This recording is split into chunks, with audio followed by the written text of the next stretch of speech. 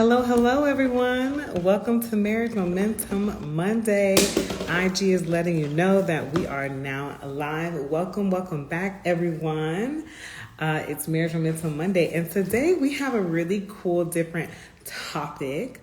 As you know, I'm a licensed marriage and family therapist. Welcome. But today we're going to be talking about life after divorce or divorce recovery is what we're talking about. So welcome. I have a special guest, licensed mental health counselor. Jianny is going to join us. Let me go ahead and invite her now. Let's see. I'm going to invite you now. Hello.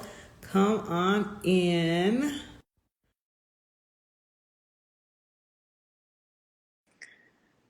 Hello, everyone. Come on in. Come on in. Hello. You're seeing my kitchen. There you There you go. Hi. How are you, Deb? Good. How are you? I am well. Thank you so much for having me on your show. Yes, thank you. Thank you so much for joining us for Marriage Momentum Monday, where we talk about enriching relationships, enriching our lives.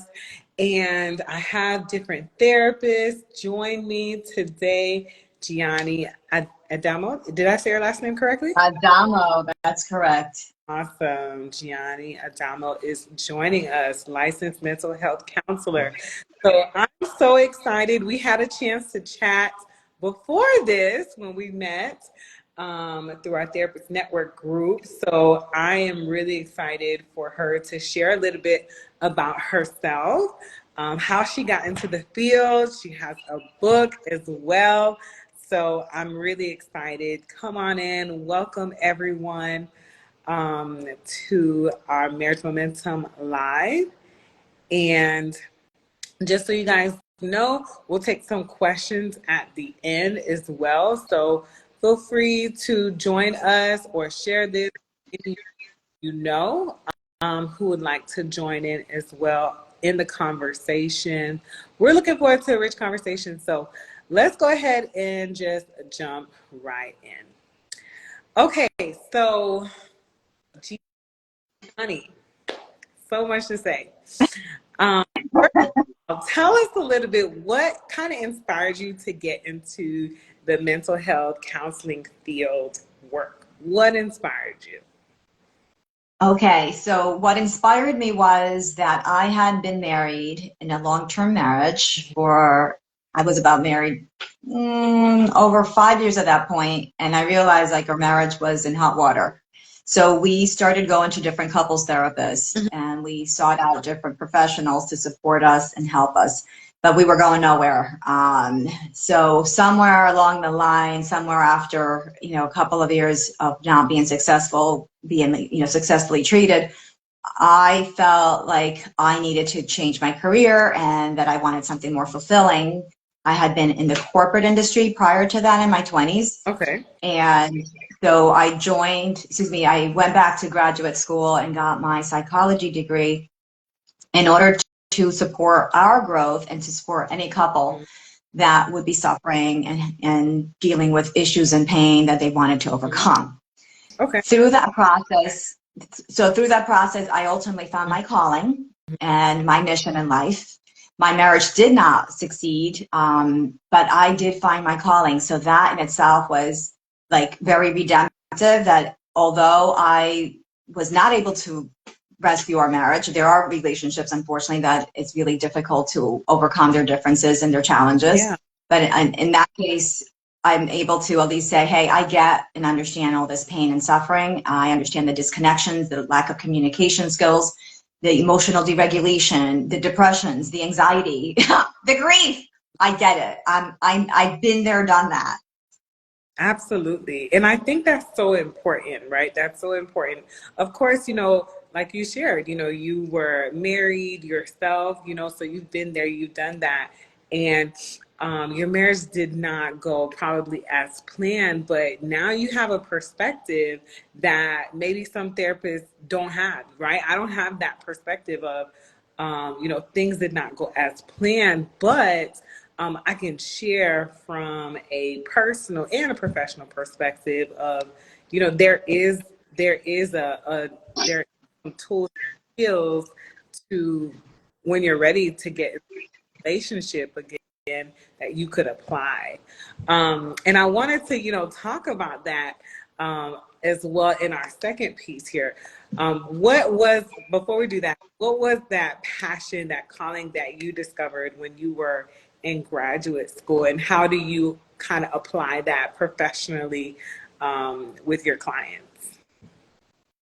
I would say I didn't find that in graduate Okay. school. I found that this was my calling the minute I sat down with one of my first clients and I did their psychosocial intake or their initial assessment. I just bonded. I just connected with that young man. I had been doing an internship at a rehab center for drug and alcohol. And one of the first clients that I received for that internship, I just so connected with that young man. And I was so like happy to be there in the trenches with him to support him and help him. And I never looked back after that. I always knew I was going to go to school for couples counseling. So once I did that internship and completed and graduated, I went and started working for Mars and Venus Counseling Center in New Jersey, which specifically focused and still does on couples. So then from there, all of my work has been extensively within the relationship realm. Awesome. Okay. All right. So today we're talking about relationships. We're talking about life after divorce. We're talking about, for those who want to, I love what you shared in your bio, those who still want to pursue a legacy. What are some things, that you share with your clients who come to you? They are, recovering from a divorce and they want to get back into dating. They want to pursue love again. What are some tools and some tips you share with them for those who are feeling like they are ready to get back into pursuing a relationship? Okay. So before they should pursue a relationship, but I know that's what you're asking me, Mm-hmm. but before they do that, I would want to make sure that they have actually completed or gone through some of their grief cycle and completed their emotional divorce. Okay. Because until then, you're kind of bleeding and you're going to be attracting a lot of wolves in sheep's clothing that love to smell out the vulnerable people out there and they love to target you. So please, because that's ultimately what happened to me. Mm-hmm. I started dating right after my divorce because I wanted to have children and my biological clock was ticking, so I didn't have time to pause. So I got divorced and then I started my dating right away. And I got targeted by a sweet and charming sociopath who could smell the vulnerability. So my first recommendation is go through your emotional divorce. That's the grief process that needs to be surrendered so that you can fully accept who you are as a single person before you engage another human being to attract them into your world. Because again, being vulnerable out there, you can become a target. Once you're ready, you've completed your grief cycle, you are secure in who you are, you know what you want, you know your requirements, you know your needs. These are some of the things I coach on when we go through a divorce recovery with me. You will need to write out all of your relationship requirements, your non-negotiables, your needs, your wants, your desires, what your dream or ideal partner would be. Once you're ready for that, and it takes time, a lot of people are not ready to jump in the dating world right away, especially if they don't have a biological clock ticking. They don't need to push themselves. So once they have all those things defined, then they are ready to go out and start dating. Because the dating is you're going to have to sort and scan and like figure out who are the people out there or the person that does match the values that you want to reflect in your life, the goals that you want to accomplish, who's out there who really wants to and can share some of these things and are meeting your requirements and they're not hitting any of those non-negotiables or any red flags. So there's a whole process of getting ready to date. So hopefully that answers your question. Yeah, no, that you brought up a really good term that, I never thought about until I started talking to family and friends who were in the process of divorce or coming out of the process of divorce. And a lot of people use the term grief to describe. their divorce. Can you talk about that more? Because before then, I never associated the two, grief and divorce, until I started having this conversation. Okay, your audio was coming in and out. Is mine coming in and out? Oh, I can hear you just fine. Can you hear me now? Okay, because I know I'm having like an electrical storm. There's rain and thunder above, so I don't know if it's on my side or yours. Okay, so I think what I heard you ask me is to speak more on the grief and the divorce piece, because it's like you've only heard about that once or twice. Just it's newer, the term coming together. So I wanted you to talk about that. Yeah. Okay, yeah. So grief usually sets in anytime we have a Right. loss.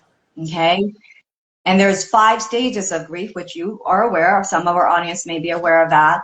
But usually with grief, we have disbelief. There is sadness that can ultimately go into a depressive mode.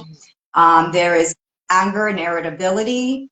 There's bargaining. You don't believe this is really happening, so you start bargaining with God, with the person that you're, getting divorced or separating or breaking up with. Right. And the final stage is acceptance. And you can work through any of those stages at any point. So you can revisit any of these stages anytime through the entire process. So divorce is actually ranked one of the highest stressors a human being can go through. It actually ranks higher than if you lost your partner in an accident or through cancer or something like that. Because once somebody leaves this earth, we know that we were born ultimately to die. As Lana Del Rey, I went to see her concert this weekend. Lana Del Rey has amazing songs and amazing lyrics.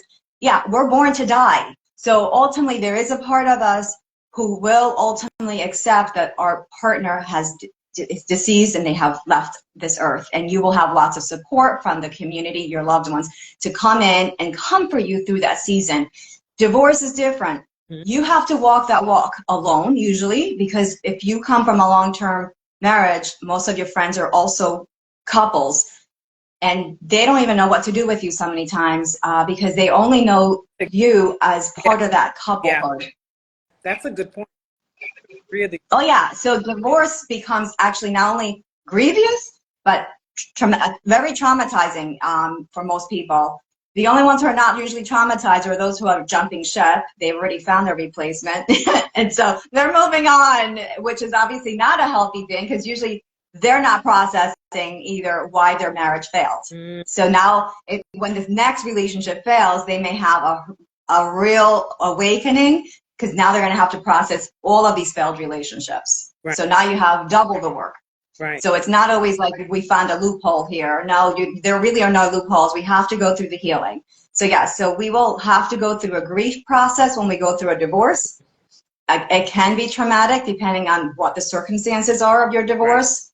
Right. But all of that can heal. That's the good news. It's a journey and it can take some time, but you can heal and go through all the stages of your grief, get to the other side, and become a stronger human being and wiser because of your experience. Right, right. And I think that's so important. Thank you all for joining today. We're talking about divorce recovery, life after divorce, and what does that look like for clients that that has walked through that, right?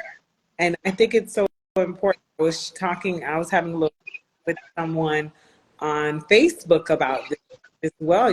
What kind of encouragement would you share with or a friend who has, if they went through the steps that you shared, right? They've gone through a divorce that, like you said, can be very traumatic. You feel like there's like like someone has died or a part of your life has died. But once you've gone through therapy, once you've gone through the healing process and these steps that you share, now what? Now where's the hope for that person that says, you know what, my heart has healed, I know how to regulate emotions, and I know what I'm looking for. I love that you shared negotiables now that I'm ready to start. And what are the tips that you share Just making sure our connection is good. Okay. My mic is going in and out. Someone also shared that too. Okay. That's Yeah, your mic is going in and out. okay. Let me see. And So if you ask me the question that you want to know or elaborate on, because it sounds like my mic is working, just let me know what it is that you want me to focus on sure, again. yes. The hope side. Can you hear me now? The hope. Yes. So let's talk about hope. For the person who is Yeah. healed, they've gone through therapy, they've gone through some of these healing steps. Let's share the other side. What are the tips that you share for those who are ready to start dating and seeking a healthy relationship now? Yes. I think the first thing that came to mind for me is, and that put a smile on my face, is you finally are dating with your eyes wide open. Oh my God. When we date prior to the healing, we're just like looking for someone to make us feel good. Oh, this person makes my, feel warm and fuzzy. Oh, we have connection and we have chemistry. Well, that's all good. But that doesn't necessarily mean that we're compatible. And this is why we have so many divorces, because there's a lot of incompatibility for all sorts of reasons. Mm-hmm. So when you start dating on the other side of divorce, once you have gone through your healing journey and figured out what you want, what you need, what your non-negotiables are, then you have a lot of wisdom. You have a lot of presence of who you are, first of all, who you are and who you're not and what you're looking for. So you have clarity.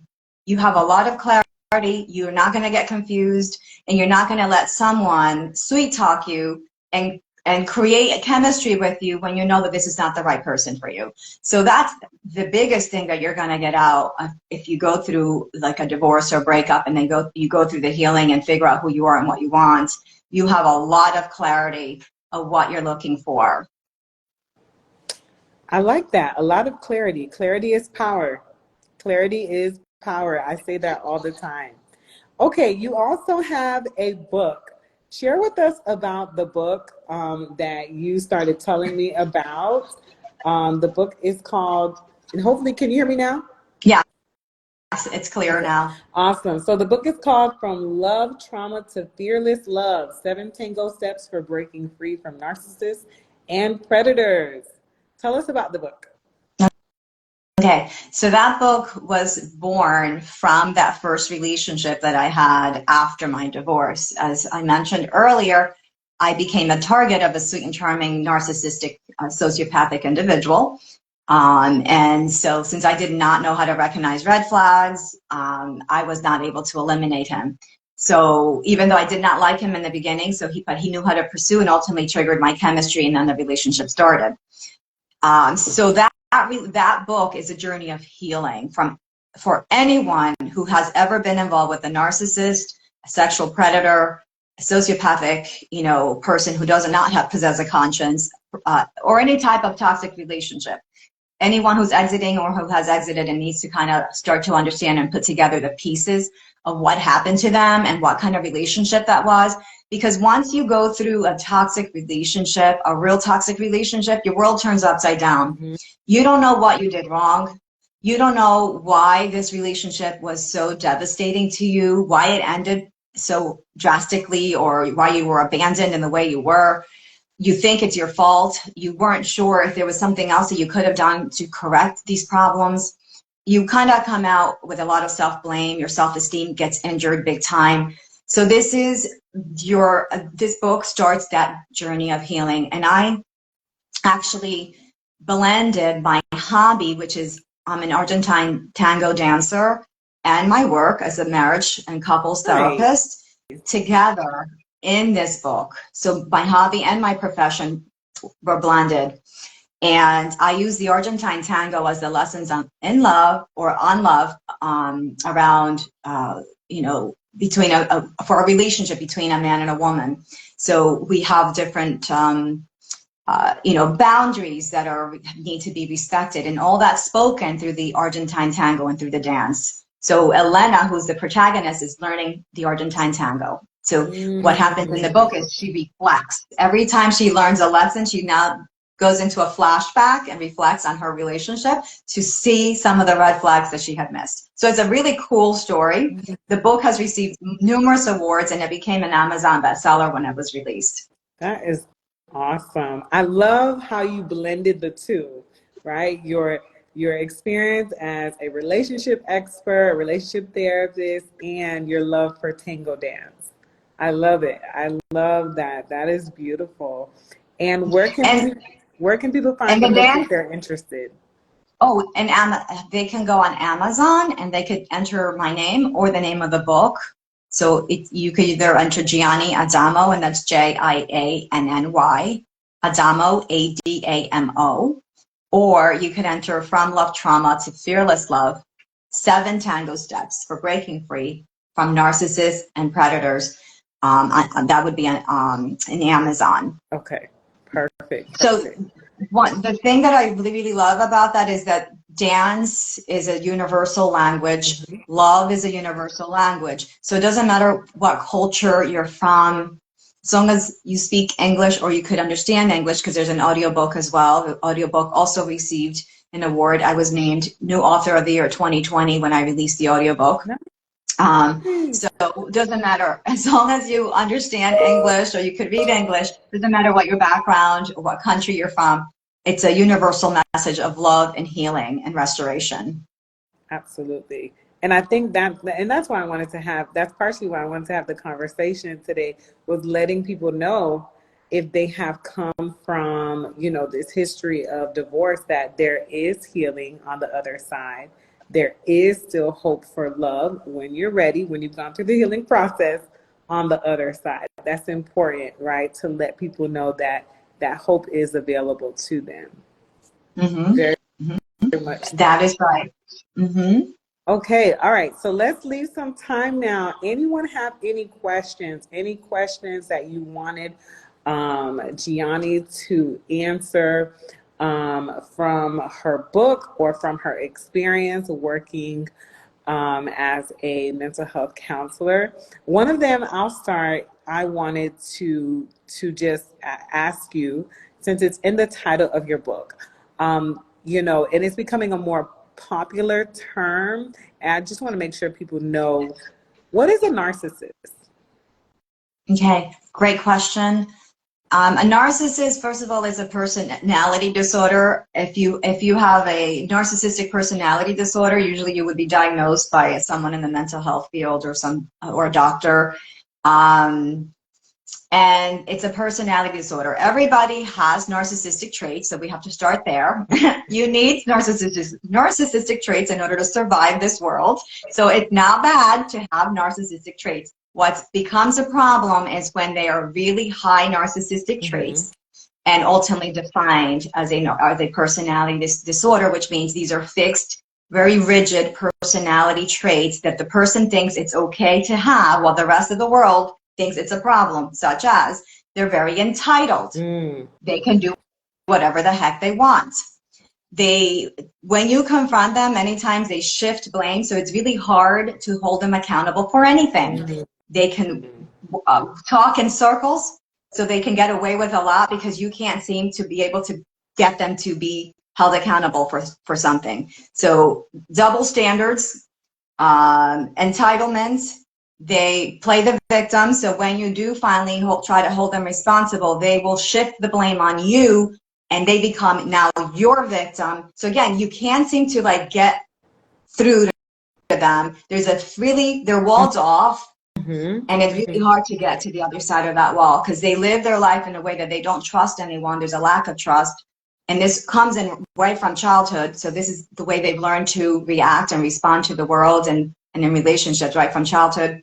They just did not develop overnight. These are traits, they're ongoing. So anyway, so it's hard to get through their wall. They see the world through their eyes. So there's a lack of empathy for you, their partner. Usually they can actually be very charming on the outside, and people on the outside world think, wow, these are like the nicest people. They're always so fun. They can have a lot of personality, and they can seem very generous at times. And so therefore you're like, oh, they're actually really nice because they can actually be generous at times. They could also be very stingy, but they can be very generous at times, so people can confuse them, be like, well, they can't be, but they can. Yes, they can be. Some of them are humanitarians, and they're still big time narcissists. Oh, wow. So they're living, yeah, they're living the life to give to the poor. But yeah, when you see their agenda, it's all about me, myself, and I, and how great they have this huge ego of supremacy. They're bigger than everybody else, bigger and better. Wow. So how there's a lot of pride. Yeah. Yeah. So what was that?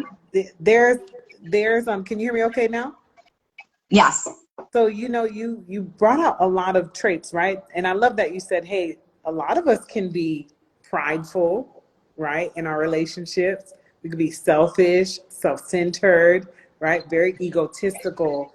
And I want to know, for those who are on here, or maybe they have a friend, how does one know that they've gotten into a dating relationship or into a marriage with a narcissist? Okay. So I think the other piece that I didn't mention is when you're dealing with a narcissist, they're going to be in control and dominate the relationship. So that's going to be a huge red flag. Not only is there the entitlement a big red flag, but the control and manipulation. So you will notice that anything that you do not agree with them on, they're still going to win. They're going to control you. They're going to manipulate you, and they don't have a problem blackmailing you or punching under the belt, using your vulnerabilities so that they can keep you under their thumb, so that they can make you feel small and powerless and inferior. They will exploit your strengths. So all of your strengths, such as if you, let's just say you are an attorney and you're married to a narcissist. Well, they're going to use all of your information as a really great attorney for their benefit. Oh, wow. They're going to figure out everything that you know. They're going to use it for their benefit to get out of whatever situation that they get themselves into. So this is what you're going to have to be looking for, how you're being exploited, and everything that you're giving to this relationship is solely for their benefit, and nothing is coming back. It's not equal. There's not mutuality. There's no reciprocity. It's all about their happiness, their care, their comfort, their agenda, and it has nothing to do with you and your comfort, your happiness, your peace. Wow, thank you. Those are really good signs to look out for our family, our friends, our coworkers, our colleagues who, they might be talking to us about a new relationship post-divorce. And, these are really good traits and signs to look out for, to share with them, hey, this doesn't sound like a relationship where there's reciprocity, there's respect, there's empathy. That's really, really important to share and point out. Okay, thank you guys. Thank you. I see some comments here. Someone said, hi, Jianny. Someone said, that was so good. All right, let us know if you guys have any other questions for Jianny while we are on here. Jianny is a relationship expert. She wrote this amazing book you can check out on Amazon. So let us know if you have any questions in the chat so we can get your questions answered. Someone shared, I dated that exact person after my divorce. Yeah. So many women and men have the same experience. After their divorce, they're like, what the heck was that? And I'm like, oh yeah, but we're vulnerable after a divorce, even though we don't want to believe it. And these individuals, they're pretty much like, they're kind of like scammers. They know how to find the vulnerable people. They know how to target us. And if you don't understand that once you go through a divorce, you are vulnerable, then you become the most vulnerable person, because you don't realize how easy of a target you are. It's incredible. But we could all share stories of how crazy it is once we start dating, once we go through a divorce. No, and this is so good because, this is good to know that vulnerable piece, right? Once you go through a divorce, like you shared, your own story, and I thank you so much. Right after you divorced, you went right into the dating scene, and that was not the best decision, right? Because you're so emotionally vulnerable at the time. Yeah, so that's really good. Yeah, we're vulnerable, we have grief, and we are still needing to define who we are as an individual, separate from our counterpart, which is no longer with us. Because remember, our whole identity is united to being married. So once that identity has to be separated, then who are you now that you don't have this other half in your life? Because even if the marriage wasn't working, there were a lot of strength that person or that individual is bringing into your life. So now how do you survive? How do you move forward? How do you manage, like, as for women, like so many of us is like, what do we do with the money? I'm like, or some of us end up with debt, right? So what do I do with this debt? How do I move forward? There's so many questions that are left after you go through a divorce. So you need time to answer all these questions and really get back on solid ground. Absolutely. Ultimately, you reinvent yourself. That's really what you need to do after you go through a divorce. You reinvent yourself. You have a new identity, one that's more authentic to who you are. And as you move forward into the dating scene, what's beautiful is not only are your eyes wide open, but you're dating from a place of authenticity. You know who you are. You're grounded. You're not just in hoopla land looking for connections and looking for chemistry. That's shallow. That's not deep. We need to know who we are. We need to understand our values, our goals, our vision for our life. What are again, like I mentioned, what are really the things that we require to be satisfied in a long-term, sustainable relationship? That's so good. I love it. And I love it. I love hearing your passion. You know, clearly you have your passion from your own experience and working with your clients and connecting with them. And I love what you said. We need to go deep, right? We need to go deep and go beyond the surface Mm-hmm. of, okay, he's cute, she's cute. Let's get back out there. But, you know, does this person really align with the values of who I am and what I want Mm-hmm. in a long-term committed relationship? This was And so my life great. vision. And my life vision, because see, if I had figured out when I was in my early 20s that, Mm-hmm. because I knew that I wanted a family, because that was one of the big things that divided my ex and I. I knew that one day I would want a family, but I wasn't going to want a family when I first got married. So I got married, in my mid 20s. By 25, I got married. And by 29, my hormones started to kick in, and all I wanted to do was, have sex and have babies. And that's all I wanted to do at Right. 29. And that was not my ex-husband's agenda. That was my agenda. So that started to cause a lot of problems for us.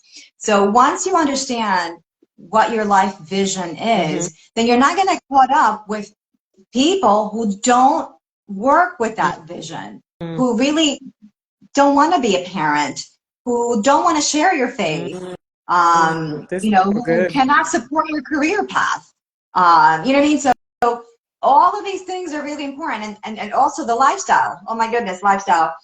So some of us moved to South Florida because we love the beach, and some Yeah. people prefer the mountains. So if you really want to be in South Florida and be by the beach, but yet your partner wants to go live in the Rocky Mountains, well, that's going to be a bit of a pickle. So these are the things that you ultimately need to understand. And then if you have flexibility around those things, that's great. Then that's not a non-negotiable for you.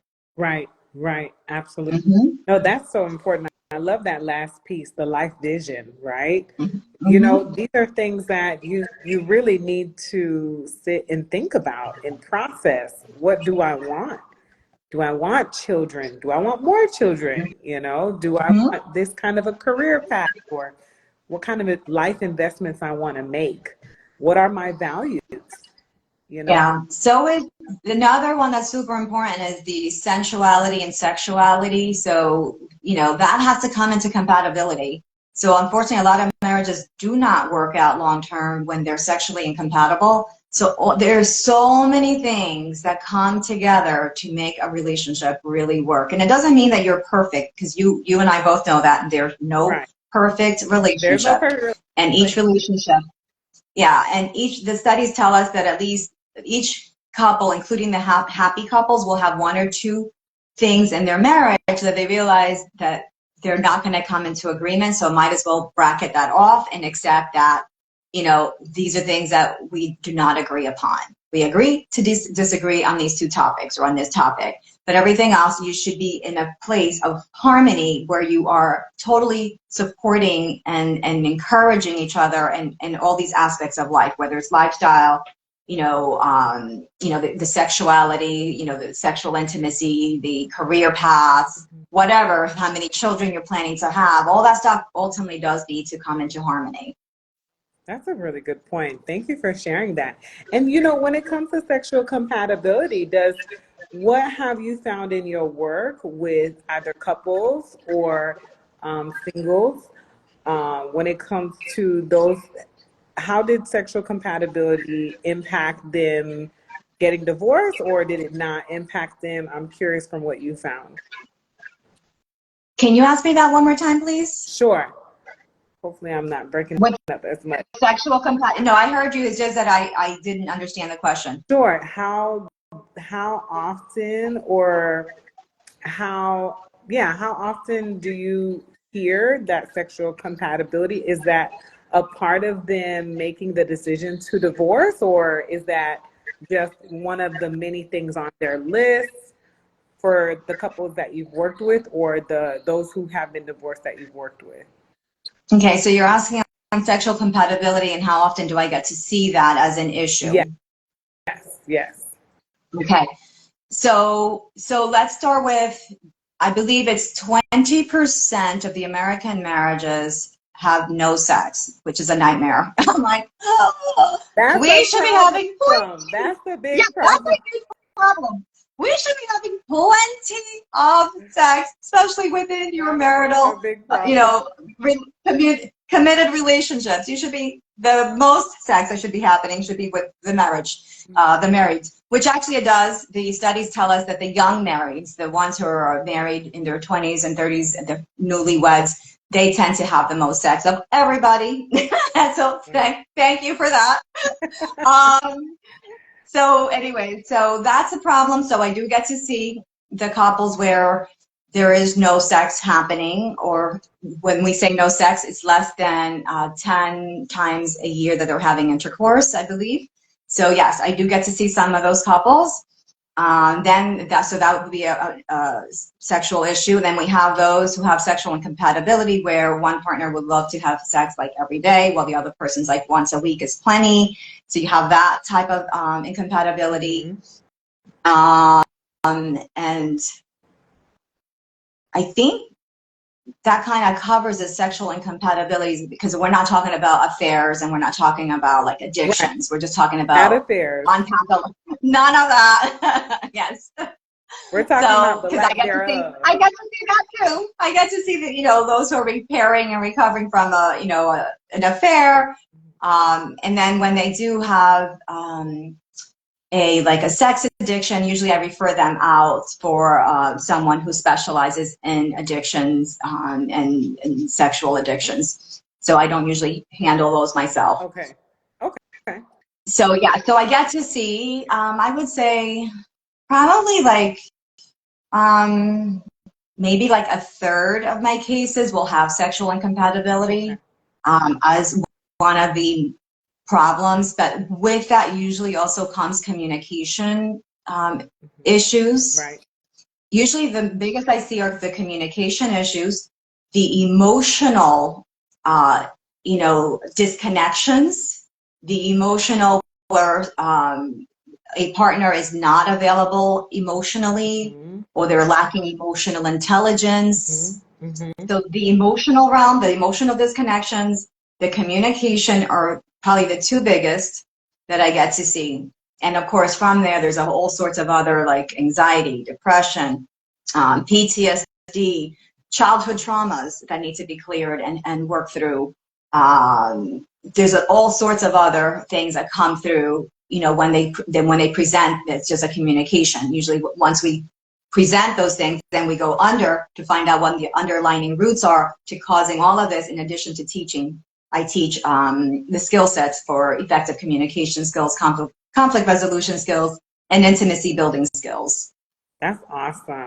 I love that. The conflict resolution skills, intimacy skills, and communication skills. That's awesome. Okay, well, I'll ask one more time if anyone has any questions in the chat you want to drop, or send directly to me if you're too shy to ask your question. But while we wait for those, how can anyone find you if they want to start the process of healing and therapy with you? How can one find you? They can find me on my website. It's fearlesslove.net. Fearlesslove.net.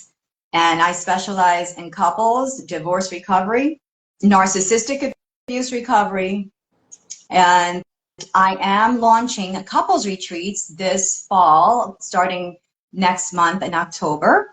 And it's going to be personal, private couples retreats. There you go. That's my website. Yeah. I just dropped it there. Private. Okay. Private couples retreat. So you and your partner, and it would be held here in one of the boutique hotels in downtown Delray Beach. And it will be highly specialized and curated for your specific needs. And I'm going to be offering 2 or 3 days for these retreats. Nice. And you also, so that's for the couples. And for the individuals, do you see individuals in person or online or both?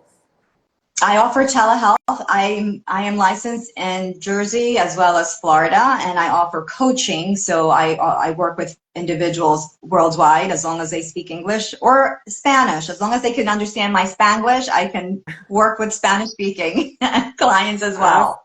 Awesome. As long as they can understand your Espanol/English. Mi español. Yes, I'm Dominican, but I was raised in New Jersey, so I speak Spanglish. Spanglish. Got it. Got it. Awesome. Awesome. Well, this was great, Jianny. Thank you so much for your time today. I know we both have clients after this, so I'm not going to hold you, but I hope this was helpful. Drop a heart if you found this helpful tonight.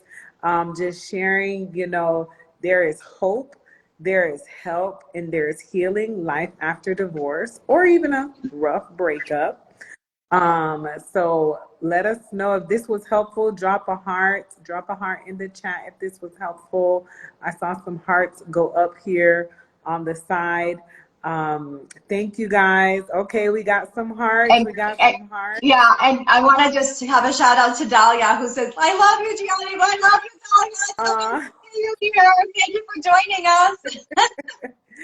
Awesome, awesome. Okay, thank you. Okay, Nidra also said this was great. I have to catch the beginning on the replay. Yes, I will post this up. I'll keep it on my page here, and I'll also share it. So if Jianny wants to put it on her page, it'll be up on her page as well. So if you came in late and you want to watch from the beginning, it'll be up on our pages.